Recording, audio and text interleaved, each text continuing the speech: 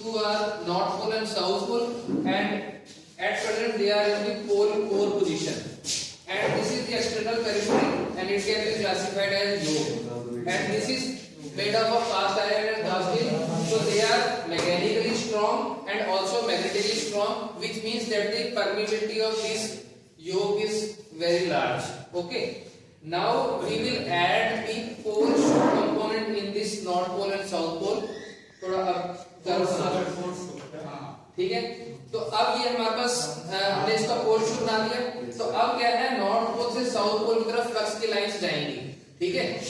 अब लेकिन जब नॉर्थ पोल से साउथ पोल की तरफ जाएगी, यहां से वहां जा रही है, ठीक है,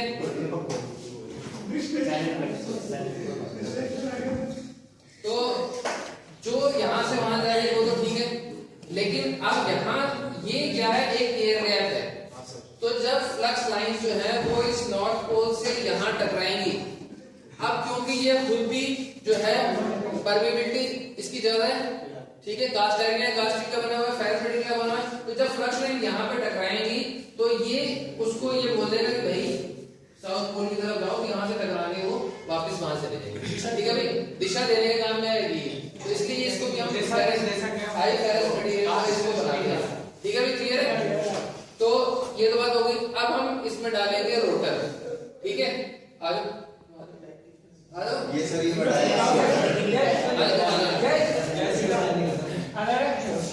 आओ जल्दी आओ, पूरा हाथ कराओ, दिक्कत हो जाएगी, तुम्हें से इतना ऐसे हाथ कराना, ठीक है। अब ये रोटेट करेगा, तुम अपनी पोजीशन में खड़ा हो,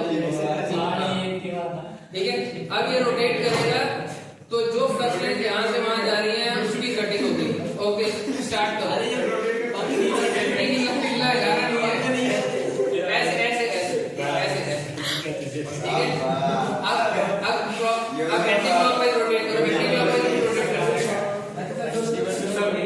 तो इससे क्या है, फ्लक्स की कटिंग हो जाएगी, ठीक है भाई, क्लियर है। अब क्या है, अब ये फ्लक्स की कटिंग हो गई, तो अभी भी फ्लक्स जो है हमारे पास जो है 5 sin ओमेगा t है, ठीक है। अब इसकी जो वाइंडिंग है, अब हमको क्या करना है, इसको दोबारा हमारे को अल्टीमेटली क्या चाहिए, डीसी चाहिए, तो हम क्या करते हैं, इसके साथ कम्यूटेटर लगाते हैं, ठीक है। अब कम्यूटेटर क्या करेगा, उस एसी को डीसी में कनेक्ट करेगा, ठीक है, समझ, अब पोजीशन ले लो, अब एक हम कम्यूटेटर लाते हैं तुम्हारा, ठीक है, तो ये हाथ इसका पकड़ लो, ठीक है, और ऐसे, और दूसरा हाथ भी आना चाहिए।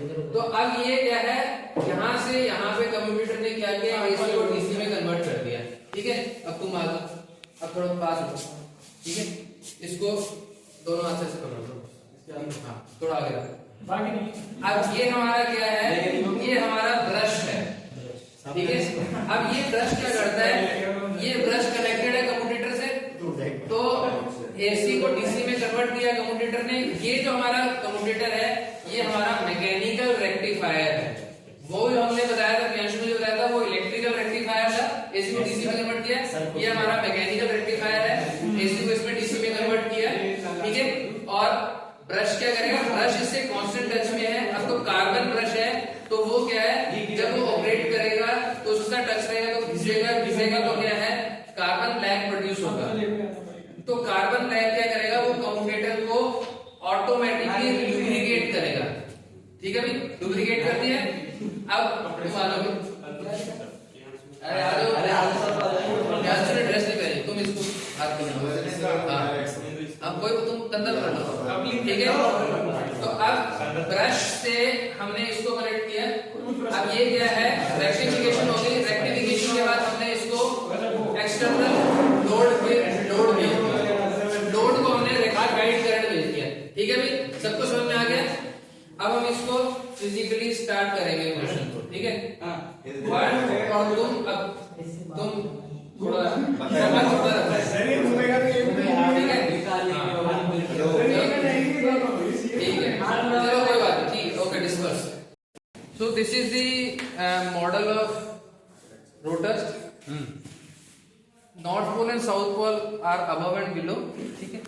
अब वो हमारा फ्लक्स की लाइंस क्रॉस कर रही है, ये हमारा आर्मेचर है। अब इस आर्मेचर में आर्मेचर के बहुत सारे स्लॉट्स हैं, जैसे कि तुम्हारे को नजर आ रहा है, ठीक है। यहाँ से भी देख लो, तुम यहाँ से भी देख लो, ठीक है, ये स्लॉट्स नजर आ रहे हैं। अब ये उसके बाद इसमें क्या है, ये वाइंडिंग नजर आ रही है यहाँ पे, ठीक है। अब ये वाइंडिंग हमारी दो तरह की होती है, कि लैप वाइंडिंग होती है, वेव वाइंडिंग होती है। जो वेव वाइंडिंग होती है वो एक जगह से स्टार्ट होती है और वेव की तरह से आगे आगे बढ़ती रहती है, और लैप वाइंडिंग जो होती है वो एक जगह से स्टार्ट होती है। लैप का क्या मतलब होता है पता है ना, जैसे हमारे 400 मीटर की रेस होती है तो एक लैप लगाना, दो एक ही जगह पे दोबारा आ जाते हैं ऑलमोस्ट उस जगह पे। इसी तरह से अगर हम वैसे देखें तो लैप का मतलब गोद भी होता है, जैसे माँ की गोद में बैठ रहा है बच्चा, तो उसमें भी टांग हमारी एक जगह से स्टार्ट होती है। अगर हम बैठते हैं, वो कौन सा आसन होता है, सुखासन मान लो, तो दोबारा टांग वहां पे आ गई हमारी, तो वहां से भी वो कॉन्सेप्ट आया है, ठीक है। तो ये है। उसके बाद ये हमारा ओवरहैंग है, हमारे भाई धागों से इसको हम बांध देते हैं, इंसुलेशन प्रोवाइड करता है। ये पोर्शन हमारा कम्यूटेटर है, ठीक है भाई, क्लियर है, जो हमारा मैकेनिकल रेक्टिफिकेशन प्रोवाइड करता है। अब इसमें हमारे पास ये कॉपर के है, और कॉपर के साथ साथ इसके बीच में ये गैप है, तो ये गैप में हम माइका लगा देते हैं। ये माइका भी इंसुलेशन का काम करता है, ठीक है। और इसको इससे जोड़ने के बीच में हमारे पास ये लग्स काम में आते हैं, तो वो भी हम इसको अगर कनेक्शन को ध्यान से देखें तो इन दोनों को कनेक्ट करने के लिए बीच में ये लग्स काम में आ रहे हैं, ठीक है। और ये हमारे पास शाफ्ट है जो कि माइल्ड स्टील की बनी होती है, तो ये हमारी सेंट्रली कनेक्टेड है। देखो, अब जब ये हमारी रोटेट करती है तो आर्मेचर भी हमारा रोटेट कर रहा है, कम्यूटेटर भी हमारा रोटेट कर रहा है, इसके साथ हमने फैन लगा रखे हैं वो भी रोटेट कर रहा है, तो सब चीजें रोटेट करती हैं, ठीक है। तो इसके ऊपर बाद में ब्रशेस लगा के हम इसको रेक्टिफाई करके और उसको हम एक्सटर्नल सर्किट को दे देते हैं, ठीक है भाई, क्लियर है।